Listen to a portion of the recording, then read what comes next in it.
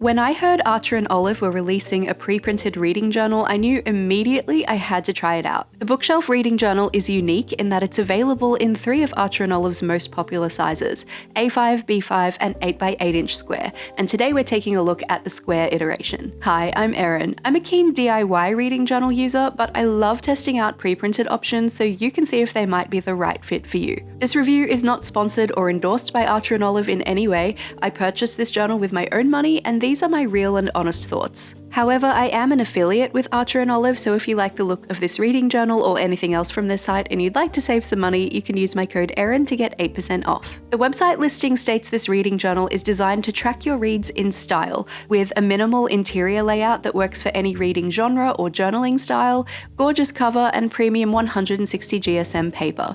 They state whether you're starting a new reading habit, tracking your 100 book challenge, or simply want to remember every page-turning moment, this reading journal is made for you. Let's find out if that's true. Ordinarily, I leave discussing the price and shipping considerations till later in the video, but this journal's first round of sales has already sold out, and it's currently only available for pre-order, with shipping set to start from mid-December 2025. The website lists August 17th as the pre-order close date, which is long past now, but they do seem to still be purchasable for pre-order at the time of recording, so if you're keen to jump on it, I wish you all the best. I do also want to mention, when you factor in exchange rates and shipping to places outside the US, this purchase can get really pricey. The bookshelf reading journal goes for $43 for the A5, $47 US for the B5, and $45 US for the square. I used a promo code that saved me $4.50 on the product price, so I got the journal for $40.50, but shipping to me in Brisbane, Australia was $41 US, so I ended up paying 50 cents more for shipping than for the journal itself. Once you convert the currency, getting this single reading journal ended up costing me $125.79 Australian.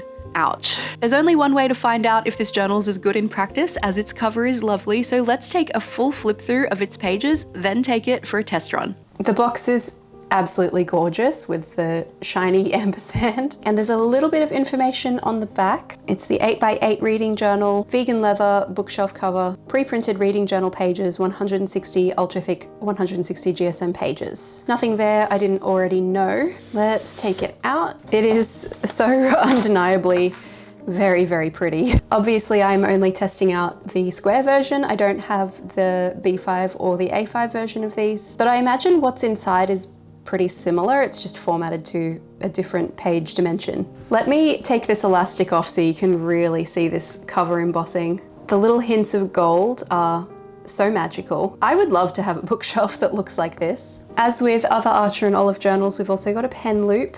At the very back there is a pocket where you can slip all of your spare book covers. That's probably what I would do with it. And tucked inside, we've got 2 little ribbon bookmarks with the signature Archer and Olive charm on one, so you can use one to keep your place for one thing and one to keep your place for something else. Shall we begin our flip through? The first end sheet always has the gorgeous gold foiling, more bookshelf details, which makes perfect sense.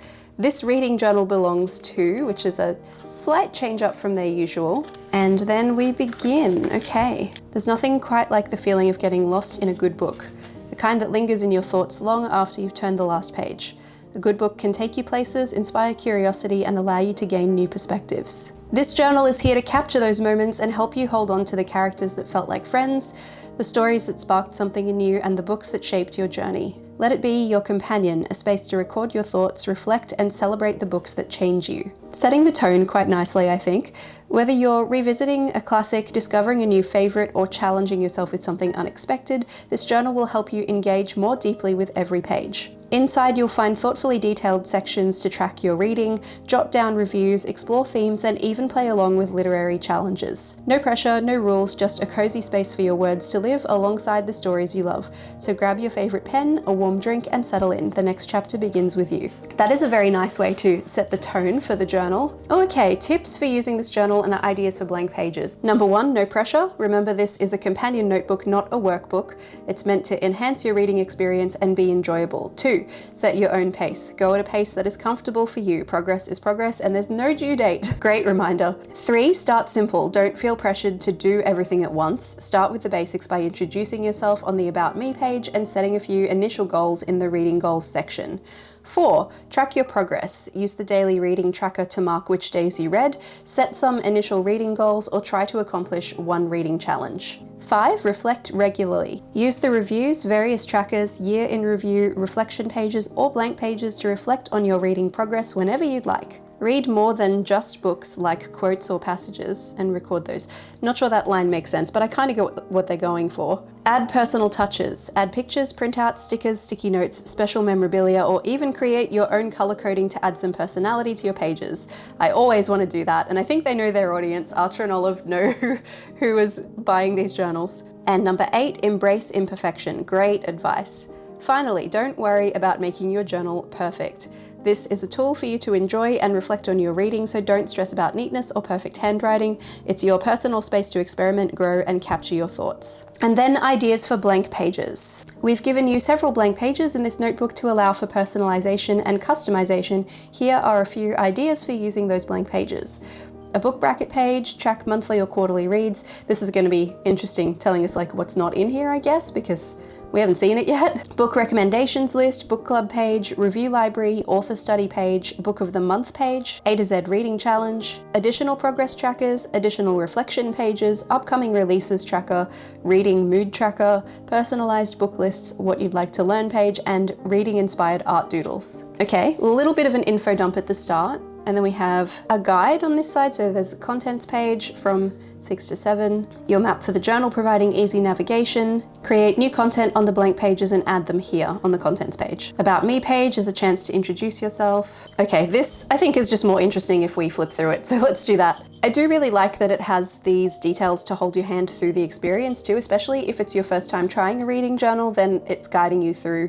ways to approach it and what to expect. I think that's very thoughtful. Section 1, setting the scene. This section is all about preparing for your reading journey. It's where you'll introduce yourself, set goals, and organize your reading plans for the year. Think of it as the starting point for the adventure ahead, where you lay the foundation for tracking and reflecting on your literary experiences. Here's our index. Oh, what's that? Oh, I don't know how well this is showing up on camera, but this setting the scene here has actually bled through the page a little bit. That's wild. It's not bad enough to stop you from using the page or anything, but that's really unexpected. This is our index. I'm assuming these are our blank sections, so you can add more things as you like. I think just from looking at the way the table of contents is set up, it seems like it is really thoughtfully laid out. So section 1, section 2, section 3, all covering different things. The order of the pages is something that usually drives me a little batty in the pre-printed reading journals, so very interested to see if this one has solved that problem. About me. Have fun personalizing your library card. Library card number, I've got at least 3. Some of these are quite difficult to fill out. Favorite author, favorite book. You can put a little picture of yourself. Write a short paragraph about yourself. What are some things that make you you? Where do you love to read? What hobbies do you have besides reading? I like to read because. That's cute. This is the kind of thing that I don't really feel like I need. I can just have my name in the front, and if I'm worried about losing it, some information to get the journal back to me, but I don't feel like I need this. But Archer and Olive's whole thing is mental health, right? So this makes sense in that context. Oh, some really difficult questions, okay?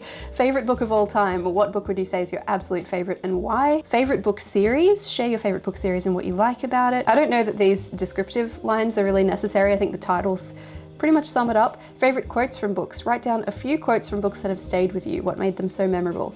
I think there's enough space there for one for me. Favorite reading snacks or drinks? And describe your reading personality. Are you a cover? Okay, maybe helpful on this one. Are you a cover to cover binge reader or do you savor books slowly? Depends on the book. Reading goals. Okay, number of books I want to read, number of books I want to own. I think we've established those are 2 very different hobbies, so I like that there are separate sections for that. And I guess it's letting you choose the period yourself that you want this to cover. I usually do a reading journal to a year if I can, but this could be for the whole journal if you prefer, if you think it would last you longer than that. And space for more specific reading goals as well. So space for a goal, a deadline you can set yourself, and a spot to add a little tick, a little check mark when you have completed it. Alternatively, if you need some more information or you want to add some imagery of some sort, reading goals, use this space to write out and plan your reading goals. So goal started, goal completed. I guess you could do like a timeline kind of a thing. Dot grid sections here make it easy to use that however you would like. I can't think of anything, but I'm sure there are some creative folks out there who would have ideas. Wish list, never hurts to have a wish list. Title, author, format, we've got print, audio, and ebook here in little icons, which is very cute, and genre. I don't personally really buy physical books. She says with 2 physical books on her table that she did indeed buy. I actually haven't read either of these books, but I would use this as a TBR. I call it maybe next because I don't like the term to be read, but I'm guessing they probably have one of those as well. Very thoughtfully set out. I think the choices of fonts are working really nicely together. It's very clean and simple, but it's not in a boring way, and none of the text is too small, which I like. Oh, here we are. Yeah, to be read. This is the most common name for this, so I'm not mad at them calling it that because that would be silly for me to be, but I would probably just put a little sticker over it, change it to what I prefer to call it. Book title, author, and read, so very simple here. We've got just the 2 of those and then some blank pages, and they are numbered as well. Well, not blank, but dot grid pages that are numbered, so if you are continuing your TBR over here, that's great. Maybe you can use it for something else if you don't need that. That's section 1 done apparently. We're into section 2. Descriptions here of what's included in the following pages. Do you know what I think would be really handy to make navigating around these easy? Obviously you've got page numbers, so that's a really good start. I would put a little bit of washi tape on the edge of any really commonly used pages in a specific color or something so I could find it super quickly. Also, I didn't call this out on the previous one. I probably should have. There's a little quote at the bottom of these. So in section 1, it's reading is to the mind what exercise is to the body by Joseph Addison. And for section 2, it's from Charles W. Eliot. Books are the quietest and most constant of friends. They are the most accessible and wisest of counselors and the most patient of teachers. Section 2, tracking my story. In this section, you'll track and document your reading progress in detail. So I guess those were the overviews. This is where we get into it. From daily habits to book reviews, you'll create a comprehensive log of what you've read, how you've felt about it, and how far you've come. This is where you keep an eye on your reading journey and see the story unfold. Okay, I actually really like the layout for this daily reading tracker. I don't do this in my own journal. I don't keep a daily reading tracker. I don't really care about, I know I read most days and I don't feel the need to track it, but if it's a habit that you're trying to build up, this would be useful. Space to write the year, and then super chill, just a square so you can just tick it or color it in if you are not wanting to go too crazy on it. You can color code it if you do. We've got a little bit of space around so you could add a key if you did want to color code. Like today I read audio books only, or I read ebooks, or you could do it by amount of time spent. So you could be like, I read for less than an hour, I read for over an hour, I read for over 2 hours, whatever it is. I like the cautious little February 29th there, just in case you are using it in a leap year. That's very thoughtful. And book tracker over here as well. Okay, so this is for books that you own that you're lending to people. Book title, can we not have author there as well? There are books that have the same titles, but you could fit it into the space, I'm sure. Borrow or lend? What do you mean? As in, okay, I'm assuming they mean like borrow as in I borrowed this book from someone else, and lend is you lending a book to a friend, they're borrowing it from you. Is that what we mean? Or I suppose this could be for your own library adventures too. So borrow or lend here, so you can circle or color or whatever the correct option.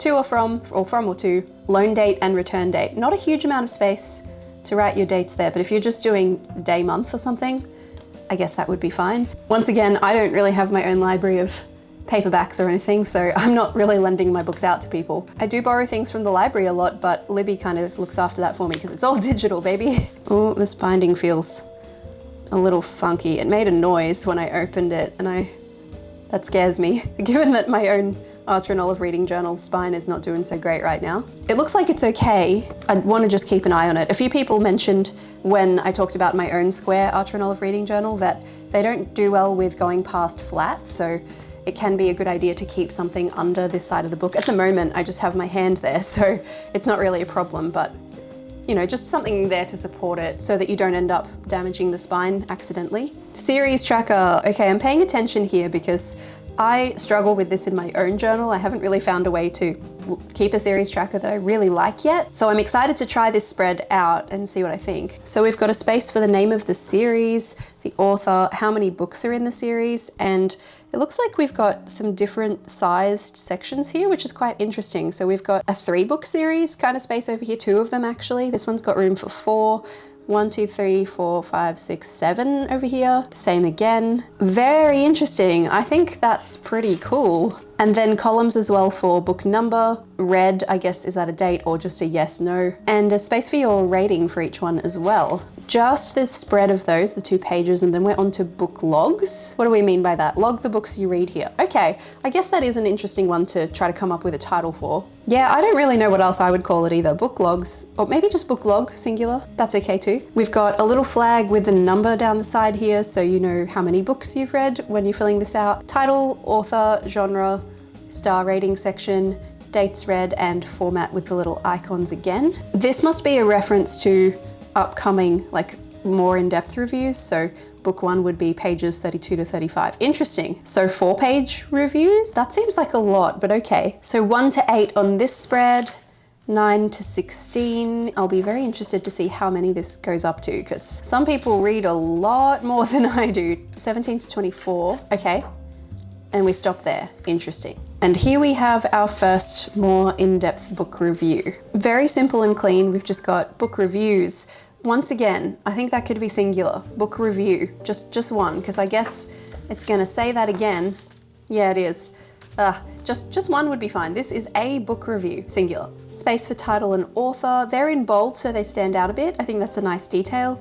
Genre, dates published, recommended dates published. Wait, plural? What are we doing with our plurals, my dudes? Why? Recommended by. That's always an interesting one. I quite like having a recommended by. I think that's a nice little touch. Not every book will be recommended by someone, but you can skip it if not. I definitely get a lot of my book suggestions from YouTube comments and from friends and from bookish content creators that I watch, so I would use that, I think. Maybe I should add that to my own journal. Language, okay, that's not a useful one for me because I only speak English, which is sad and disappointing, I know. Tiny little minuscule amounts of Korean and Japanese, but not enough to read a whole book in another language. I got this book from. I would use that one very rarely personally, but other people might use it much more often. Format with the icons, rating with the stars. Those are very fine stars. They have been all the way through so far.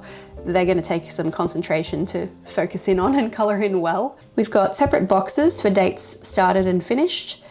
A box here that I assume you could use for a book cover. Not everybody likes to have book covers if they also have title and author on the page. Could just be vibes. You could put I was going to say quote, but there's a quote section over here. I'd use it for a book cover, but it's very square, which I suppose maybe that's to accommodate audiobooks, because usually the audiobook cover is a square rather than the typical golden rectangle kind of ratio. Section for a summary here, and that is dot grid, so you can do that in whatever way you prefer. Favorite quotes, and that's dot grid as well, so you can get a bit creative with that too if you want to. Stickers, washi tape, hand lettering, paint. How did this book make you feel? Good question. Really like that one. Would you recommend this book? I'm always in two minds about this question because I'm like, that depends. Who am I talking to? And very open on the next spread. So thoughts, very vague. I suppose there isn't really, like, summarizing the book is not the same as writing what you think about it, so that makes sense. I don't typically summarize books in my own reading journal because I can just look up Goodreads for that and read the blurb, you know. Thoughts and key takeaways. This would be enough space for me personally to just do thoughts all the way. I don't know about always needing a key takeaway. Sometimes we're just there for the vibes, right? But if you are trying to read quite deeply, it makes sense that you would be maybe looking for some key takeaways from a book. What's the moral of the story? Were there metaphors, etc., etc.? And then we've just got notes. Nice and vague, so you can use it however you like. This is where I'd be doing my pretty, I think. This is where I'd be doing stickers, washi tape, etc., etc., and maybe little pops of it around the others too, so that it's clear that these two pages go together. So I guess we'll have several of those. And I did notice actually when I took the journal out of the box the first time, you can see these. These are those little flags at the top that are the numbers. You can see them on the top of the journal. So that is actually pretty good for quick navigation purposes. That plus your ribbon bookmark. You'll find your way around pretty well. Skipping ahead to, whoops, sorry, cover 9. I don't remember how many it said on the contents page. 14. I don't want to miss anything if there are things in between. I'm assuming, wait, let's go back to the book logs, plural. Okay, so this was supposed to be up to 24 and I'm up to 21. So that makes sense. This will continue until we get to 24, presumably. Aha, blank. Well, dot grid. Oh, this page is a little bent and funky. Don't know if you can see that. the shadow there that's just got a little dent in it. That's not the end of the world. We are now past the halfway point of the book. That didn't take long. Are you telling me we've only got space for 24 book reviews in here? Because that would not get me through a year. Obviously, yeah, with your dot grid paper, you can add some more in your own style if you prefer, but as far as pre-printed ones, that seems to be it. We're up to section 3. I'm not gonna worry too much about this. I will read you the quote though, it's from C.S. Lewis. "You can never get a cup of tea large enough or a book long enough to suit me." I love that quote, but sometimes books are too long. Section 3, reflect and celebrate. Now it's time to look back and celebrate. This section is about reflecting on your reading experiences, highlighting the best moments and reviewing how books have shaped you. It's a space for recognition, whether it's through tracking your favorite reads or reflecting on your personal growth as a reader. It's all about appreciating what you've accomplished. Library bookshelf. Okay, these are so much fun. I'm glad that there's one of these in here. Does it say? Okay, I am going to come back to this page and just see what they recommend. This is a visual page where you can showcase your favorite books, your bookshelf, or any book collection you're proud of. Write in the titles of the books you own, read this year, or any favorites that you've read along the way. 1, 2, 3, 4, 5, 6, 7, 8, 9, 10, 11. So we've got an average of 11 books per shelf because that one's got some decorative bits and some of the others don't. We'll go with 10, huh? Let's call it 10. 10, 20, 30, 40, 50, 60, 70, 80, 90-ish, I would guess you could fit here. Love Kitty looking out the window, that's gorgeous. More books than you can fit in your reviews, which I think is interesting, but of course if you're listing favorites from your whole lifetime, of course, you might need that, or just books that you have in your collection. Book bingo, I love a book bingo. These are really fun. Interested to see what their prompts are. I actually set up a reading journal last year and then gave it away for someone else to use, and it was really hard to come up with book bingo prompts that felt like they would be universally usable. So interested to see what they've got, see if I can borrow anything. Play bingo by filling in 5 in a row or all of the squares if you'd like. A book with a blue cover, a book by a new author, one-word title, a new genre, under 200 pages, a graphic novel set in a different country, a book that was turned into a movie, a book that takes place in the future, a book with a number in the title, from a series, makes you laugh, recommended by a friend, reread a favorite, a mystery or thriller, non-fiction, a book that's been on your shelf for more than a year, that's a good one, a book with a plot twist, read outdoors, recommend a book to a friend, read 5 books, a book published this year, read for 100 minutes, and a book that makes you cry. Yeah, that's pretty good. Oh, okay, this is cute actually. And then they've got space for your own bingo board. Love how that was there this whole time and I didn't even look at it until now. So you can do whatever you like there. Genre bingo, trope bingo, reading more diversely bingo. Love that flexibility. Just the 2, one done for you and one not. Reading challenge. Expand your experience with some of these reading challenges. This is a cool idea. I like this. Join a book club. Space to write, I guess, the name of your book club when you do one. Read a book that takes place in a, oh yeah, they've all got the line. So you can write what the book is or whatever the prompt is. Read a book that takes place in a historical period. This is kind of like the bingo. It's just set up in a different format. You don't do the, get 5 to win. Read a book with a mental health focus or theme. Read 10 days in a row. A book over 500 pages. Read 30 minutes a day for 1 week, a book that is at least 20 years old, a book that teaches a new skill, complete a book series, read a book in 24 hours, complete 5 book reviews, read a book by an author of color, read a book based in a city you'd like to visit, a biography on a historical figure, read a classic novel, read a book based on a true story. Continued, but blank, so you can add your own. This would be fun to crowdsource, to be like, ask all your bookish friends online to give you a single reading challenge and undertake that. Maybe I should do that. This does kind of feel like they've put all the fun stuff at the back. Okay, statistics at the back make sense. That makes total sense to me. That's a good place to put statistics, in fact. Or at the front. I don't mind them at the front either. These ones say year in review in the top corner here, and then there's a gap, so I assume you would write the year here. Whether you track by year, quarter, or month, record your reading statistics for your preferred time period, but it also has year in review. So it's like, cover that, I guess, if you don't want that. Books read, pages read, days read, quickest book read, slowest book read. If you're using Storygraph to track your reading, it's gonna spit all this information at you at the end of the year anyway, which is nice, and the amount of time that it took for each of those. Genre list and a space to write how many books you read in each of those top genres. Likewise, tropes, that one you'll probably have to track yourself. Most read author and the number of their books. Most reread book and the number of times that you read it. A little chart for your star ratings to see where your average fell amongst all of those.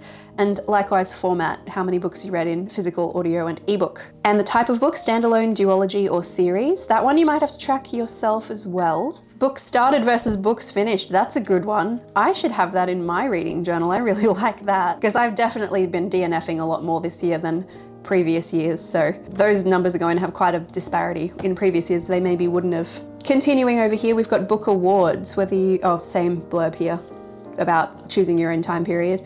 Book of the year. Lots of space there. I wonder sometimes, because this is from Archer and Olive, right? So they know people are going to be getting in there with their brush markers and stuff. I wonder if they give you all of this space, not so that you can write like a blurb, unless you want to. Of course you can do that if you want to, but so that you can use it for calligraphy and make it big and be like, this was my book of the year, first time, caller. Most surprising read. Which quote left you thinking long after reading? Those are kind of two separate questions for me. Something can be the most surprising, but not necessarily because of a quote from the book. But there are two lines, so maybe you can answer it twice. Most emotional read, which book brought out the strongest emotions? Ooh, good question. Most thought-provoking book, which book, what book? What book? Which quote, which book, what book? And this one's which again. I don't like that. I don't actually know what the convention is. Do you know what? When I was going through school, we had something called the whole language approach with English, and so they didn't teach us. We just kind of absorbed everything and didn't know why the rules are the rules. And so I don't know a lot of the time like officially what the rules are. I just know when it makes me uncomfortable, and that makes me uncomfortable. What book made you reflect on big ideas or changed your perspective? And best new author. Which new author did you discover this year? That could be new to you, I would assume, not necessarily like a debut author, although it could be that too. Then we have more book awards. We've got best standalone, best duology, best series, longest book, shortest book, best of each genre. So put your favorite book for each genre, but you can choose your own genre as well there by the looks of it, because not everybody reads in all of the genres. Least favorite books and least favorite characters. Difficult one to answer there, because if it's a least favorite book for me, I tend to not finish it and then I forget about it, because who cares, you know? Then we've got the favorite book of the month over here. Year in review continued. Space to write the title if you want. It's dot gridded, so you can play with the area, or you can put a book cover, which is what I like to do.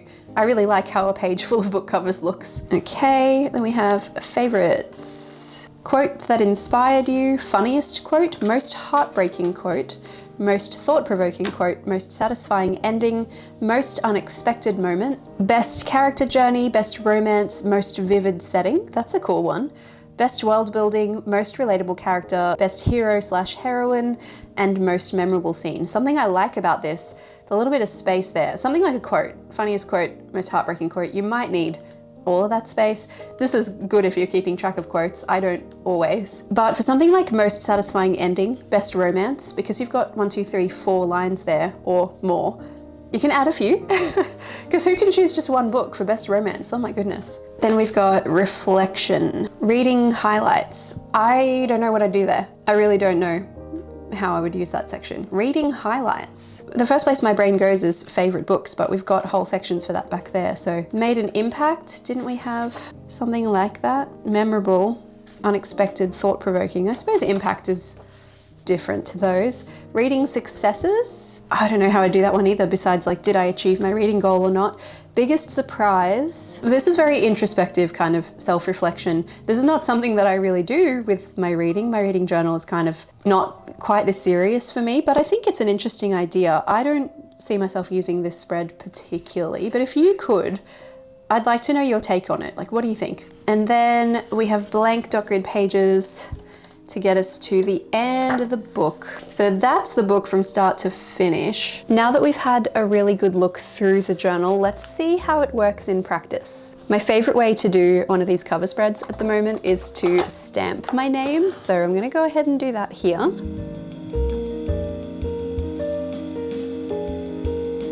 Cute, and I've got 2 reusable sticker books full of just offcuts of things, so I thought I might go ahead and peel some stuff out of this to feature on this spread as well, just to see how it looks a little decorated. Just wanted to mention, I paused for a second to print some book covers to go in here, and I needed to replace the magenta cartridge in my printer, and got it on my fingers in case you're wondering what's going on with this giant pink splotch across my fingers. Pretty cute. Let's carry on to our first page that would require some use. We've got this about me section. I am actually not going to fill this out, I don't think. Mostly because I don't have answers to a lot of these questions. So I don't have a favorite book of all time or a favorite book series. I have quotes that I like from books, but I don't think any of them have sort of stayed with me forever. I'm not really a snacking while reading girl either, so yeah, I don't know. And this varies. So I don't feel like that section is really all about me.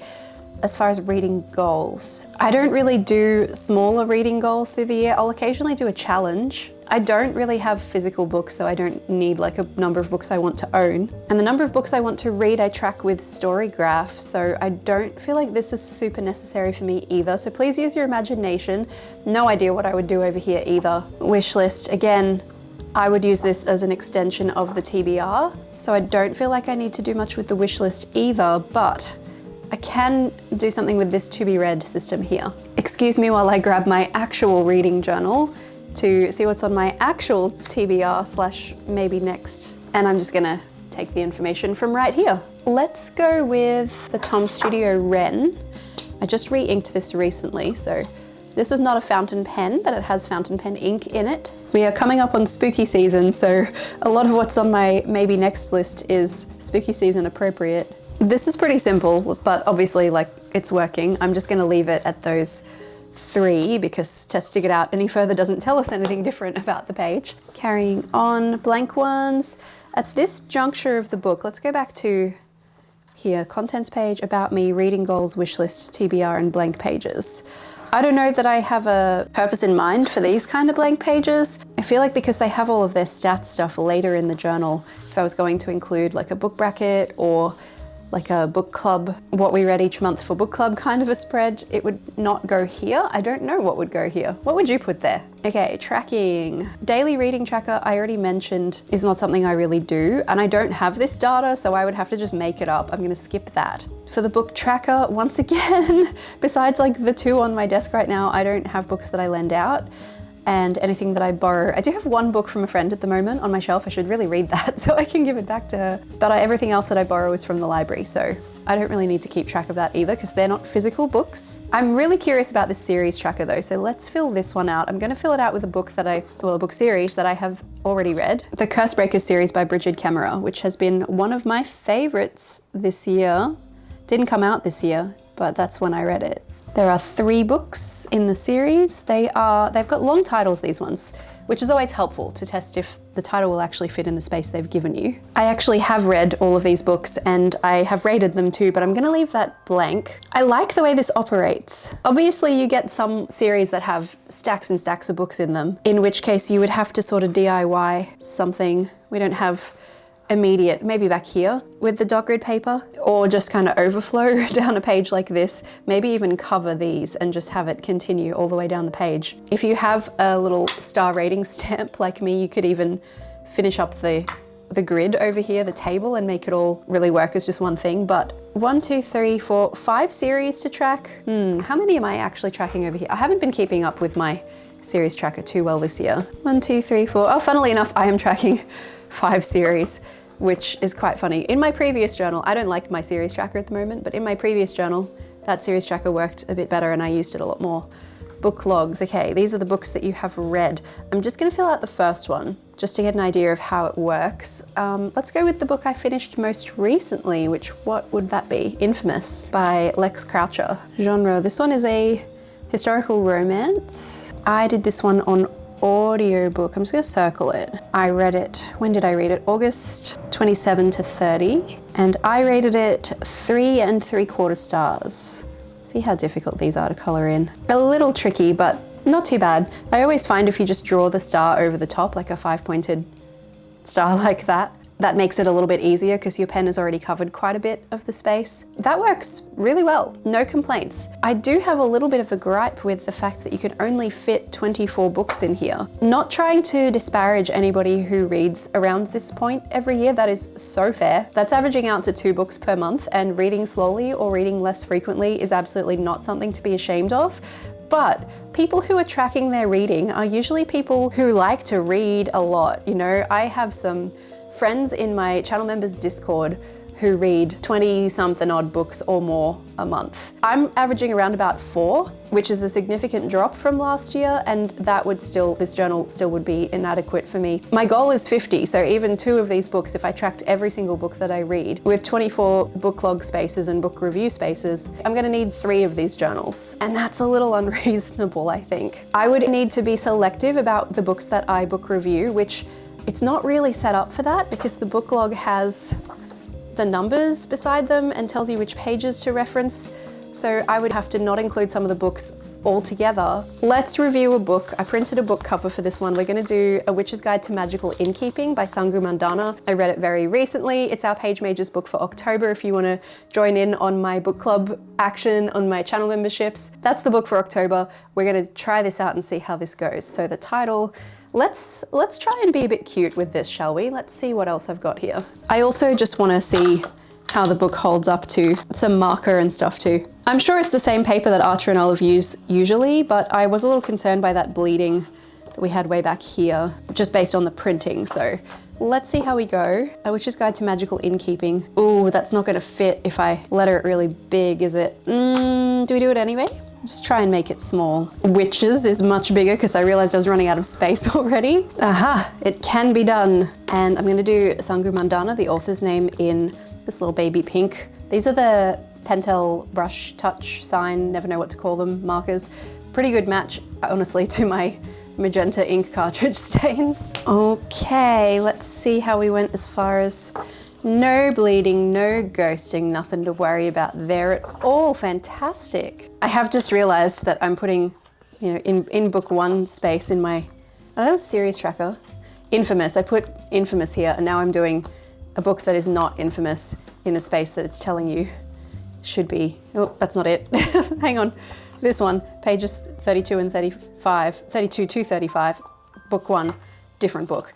But we're just testing it out to see if it works, so I think that's okay. Sorry, I didn't think about it, did I? Let's try an actual fountain pen. This is the only one I always have inked up, so. We're gonna change color though, because the ink that's in this one actually matches the barrel of the pen, so I guess that kind of works with the book cover. Actually, let's put that down first. I measured this space, it is a square, and I've deliberately made the book cover to fit. If anything, it's a touch bigger. Yeah, I do wish it was just normal book cover shaped. Even when I do an ebook, like for instance, this one here, The Glitch, is an ebook. I think it's an Audible original, so you can really only read it on ebook. But I turned it into a normal size book cover because I just prefer that. That's just me though. All right, genre. Ooh, what do we call this? The internet calls it fantasy fiction, romance, romantic fantasy, and contemporary fantasy. I'm gonna call it paranormal romance. I'm just gonna go with that. It may not be correct. It was published in 2025. It's a pretty new one. Recommended by the fact that I read A Very Secret Society of Irregular Witches and loved it. But that book was recommended by my friend Brooke, so I suppose indirectly it could be her. Language was in English. I probably wouldn't bother filling that out every single book because it's gonna be the same for me from everywhere. I got this book from the library. No, I didn't. I bought it, actually. I got it from the Kindle store, I suppose. And I did this one on ebook. Started it July 21, finished it July 27. Oh, I'm really not one to write a summary. Okay, I'll try. It's a little cooked, but I tried. Okay, apparently I had highlighted a few things here. Only reason I keep Goodreads is for checking my highlights from ebooks. Oh, I have a few favorite quotes apparently. Who doesn't enjoy looking at a teapot? Truth. And I think I spied a little teapot in here somewhere. It's not quite a teapot, but the colors work for the book cover. Decorating my DIY reading journal is a huge part of what makes it fun for me, so I'm always looking for ways to introduce embellishments into the pre-printed ones as well. Look at these teapots, teapots. Let's do this one. They don't quite fit the color scheme, but it is a teapot. It's very appropriate. Oh, there are a lot of really good quotes in this book. How did this book make you feel? Oh, what did I tell my reading journal about it? Would I recommend this book? Yes, I am forcing my book club to read it, so clearly that's a vehement yes. I think this looks really cute as an overview. Obviously, you could go harder on the quotes there if you wanted to. If you aren't super into the idea of handwriting them, you could print those. I do kind of feel at this point I'm already kind of done though. Thoughts, key takeaways, and notes. I kind of feel like if we just moved the thought section over here, to where we have favorite quotes. We could swap them around, put favorite quotes over here. Thoughts and takeaways are too similar for me. And then that's so much more space. I would love to see this just be a single spread. This is great. We can keep, honestly, I can lose the summary. Okay, if I was gonna change this up, here's what I would do. This is fantastic. We don't need to lose anything from this top part, except maybe make this actual book cover sized. Maybe we make this one thoughts, we make this one quotes, because this is a little bit less space. These I feel are okay, and we ditch this altogether. That said, if you're someone who likes to get really in depth and maybe even annotate your books, maybe you've got lots and lots of thoughts, maybe you need all of this space. Not everyone's gonna have the same needs out of a reading journal. So that I felt was really fun. I like that you can add some decoration if you want to. It looks like the paper has held up. Is that 2 pages? No, that's just one. Held up really well to the fountain pen ink. This is a pretty fine tip though, fine nib, so there is that. Oh, and then if we were to get rid of this and just make it a single spread per book, you can fit twice as many books now. You'd have to pad out this, why do I keep going? That page just wants to open. This whole book log thing, you'd have to extend that or try and make it like columns kind of, I suppose.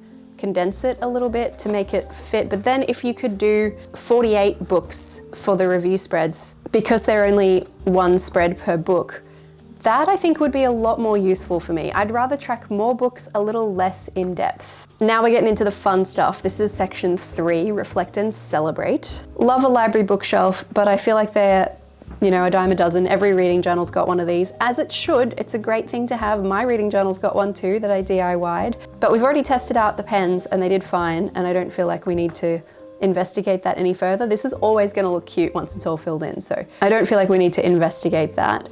Book bingo, likewise. This is like a choose your own adventure kind of thing, right? So this is gonna be different for everyone. There are stacks of great ideas out there for book bingo in case you wanted to try and DIY one. Of course, you can do this in a blank journal, a dot grid journal, rather than a pre-printed one, but you can get printables of these too on Etsy and such, so they're out there. This I do think is really good. I think the prompts here are very accessible. And I have just realized, oh, it's kind of great. Given the free square in the middle here that isn't actually a prompt, there are 24 prompts here. So that actually ties in with the number of books you can track in this thing. That's kind of a nice full circle kind of a moment. Like if you use this to guide all of your reading for the year, or if this was just like a challenge notebook, pretty expensive for just a challenge notebook, but here we are. Book bingo, you don't need to see me do that, I don't think. Likewise with this reading challenge thing, I think this is also really fun. How many are here? 1, 2, 3, 4, 5, 6, 7, 8, 16, 21, 32. So you can reading challenge more than you can track, which is fine, I guess. I just think 24 is not enough. These I also think are good prompts, and they don't overlap with the book bingo, which is also really good. So this just operates completely differently, even though it's a similar concept. These are good, these are fun. Reading stats. I think this page is fantastic. I think this page is really interesting. I do like these questions, so I think this one is really good. Most surprising, most emotional, most thought-provoking, best new author, just to make you think about those things in case you hadn't. Also book of the year. Oh, I just realized something that I didn't include. Oh my goodness, let's go back for a minute. Wait, non-linear girl is being non-linear again. I realized I didn't rate it. Something that I do, just in case you weren't aware, is that I have my own little rating system. It's called Peach. I have the little stickers for it. So let's go ahead and rate this book on the Peach rating system. I swear to you, I am going somewhere with this. The thought was triggered for a reason with the stats page. We'll get back there in a second, but for now, I gave this one 4 out of 5. So the way this rating system works, this is one that I have devised, but it was very heavily inspired by the Corpal rating system. P is for plot, E is for enjoyment, A is for artistry, C is for characters, H is for heart. I have a video that explains more in depth how to use this, but basically I really liked the plot of this book. I gave it 4 out of 5. Full marks for enjoyment. I loved every second. Artistry is to do with how the book is written. I really like Sangu Mandana's writing, 4 out of 5. It's very witty, as you can see from my quotes. Loved the characters, 5 out of 5. And heart is kind of an esoteric, like, did I keep thinking about this book after I finished it? Would I read it again? Did it feel like it spoke to my soul kind of a vibe? And this one I really enjoyed. I think it had a lot of heart, so 4.5 out of 5. Then we add these up for a total score out of 25, which is 22.5 for me. And then we divide that number, 22.5, by 5. And that gives us the star rating, which is 4.5. I think trying to color in the star rating with this fine tipped pen would be kind of difficult, and it might be fun to have it in a really bright color, so let's do it in pink. My half star went a bit wonky there, but you know what I meant. All right, I have rated the book. Great, let's go back to the reading stats, because when you have a category like Book of the Year, of course it's absolutely valid to just choose that based on the vibes and the one that you think has stayed with you the most. But if you're using something like the Peach rating system, you can go by the actual scores. You can work out actually what was your highest rated read or what tied for them for the year, and have that like data confirm it for you. And I think this would be fun if you had several that were the same rating, lots of like 5 stars for instance. Put them all, put a little book cover for each one. Thank you for humoring me for that little rating interlude. Let's continue. I feel like this just needs to be a little less tall. This part I don't feel like I really need, best standalone duology or series. That's kind of annoying to keep track of. I suppose you could though if you knew that it was in here and you wanted to. Longest and shortest is fine. Best of each genre. Yeah, I honestly don't read that widely among that many genres. There are some that just aren't for me. I'm really not a horror reader. I'm really not that into thrillers. Even the old murder mystery is not really my vibe, so I don't know that that would be too useful for me, but people who read more widely than me, that would absolutely be something that you could do. I feel like you need to kind of have a system for that too though. Then further back when you're tracking things, maybe you need to color code so that you know what genre everything is, so you can refer to it and work out what was the best. Least favorite is not something that I'm ever interested. I mean, I don't want to read bad books, so, but I suppose I do have a couple, Hall of Shame, that could apply. Anyway, when it comes to the stats, I don't know, I like to focus on the best more than I like to focus on the things that I wasn't into. But I have gone ahead and printed some book covers to go in this favorite book of the month section. Over here, these ones. I don't remember exactly the order, but I'll go with what I think it is. I just thought this one would be fun to see filled in. So once again, I have measured the spaces to try and size the book covers to fit. A Sorceress Comes to Call for January. I'm just gonna fill this out up to September, and it's only, you know, still the first half of September at the time I'm recording this, so I can't really say for sure what my favorite September book will be, but I can tell you that I'm enjoying the one I'm reading right now, so I'm just gonna put it in that space. And don't hold me to this, but so far Edenbrook has been a lot of fun. Haven't read that much in September, but I've read half of it and I really like it so far. Look how cute. I love a page with a bunch of book covers. There's just something really satisfying about it. Must be because I don't have a physical bookshelf, right? That must be why. And I did go ahead and print a couple of quotes. I wasn't sure on sizing here, so I did a couple of different sizes just to see. One is really small. This one you probably can't even read.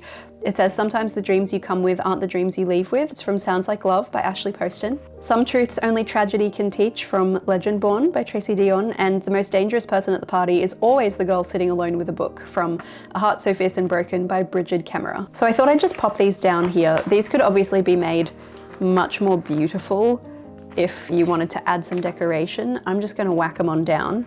I think this one's not gonna fit. Oh, it's not gonna fit. Okay, I'm gonna put it in thought-provoking quote because it will fit there, but actually I wanted it for the most heartbreaking. I should have measured these, I didn't. I like this one.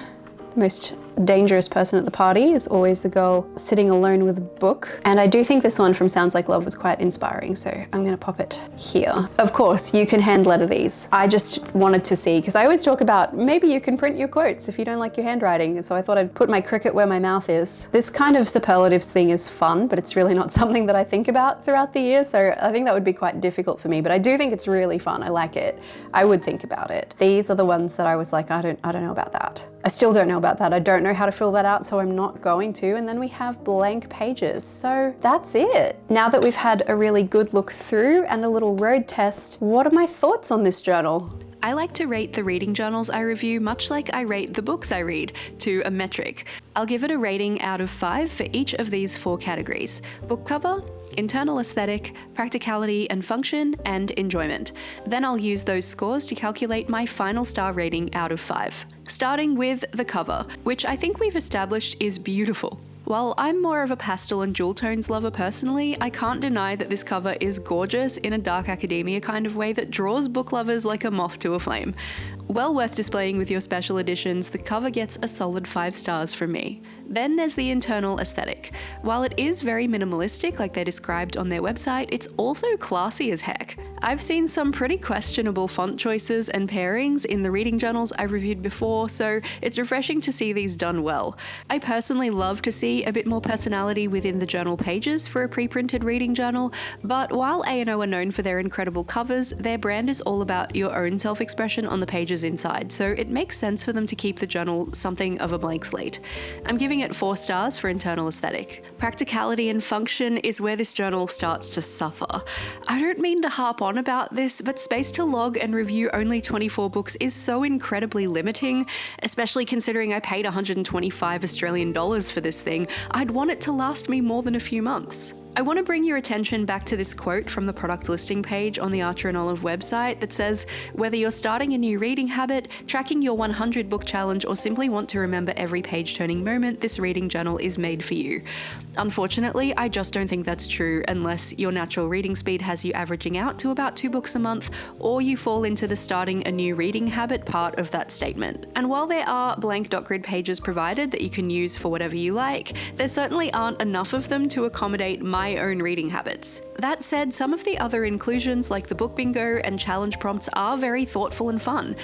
I would dearly love to see Archer and Olive take another stab at this journal in a way that accommodates readers with a more voracious reading appetite, but for now this journal's getting a mediocre 2.5 stars for practicality and function. And finally, enjoyment. While there were plenty of pages I didn't feel were a good fit for me, the ones I did use I found fairly satisfying, especially when I got in there with some decoration and personalised things a bit. I can't lie though, my entire enjoyment of the journal dropped off a cliff when I discovered those review pages stopped at 24, so I'm giving it 3 stars for enjoyment. That gives the Archer and Olive reading journal a total of 14.5 out of 20, which converts to a star rating of 3.6, which I'm rounding down to 3.5. This is just one girl's opinion though. You may have resonated with pages I didn't, or hated things I loved. I'd love to hear your thoughts. Could you see yourself using this reading journal? Will you be grabbing one on pre-order? Have you bought one already? The comment section is open. Let's discuss. I have a whole playlist of these reading journal review videos, so if you're still on the hunt for the right one for you, you can check out the playlist here. Or if you think a DIY reading journal might be a better fit for you, here's a video I made about exactly how to start one.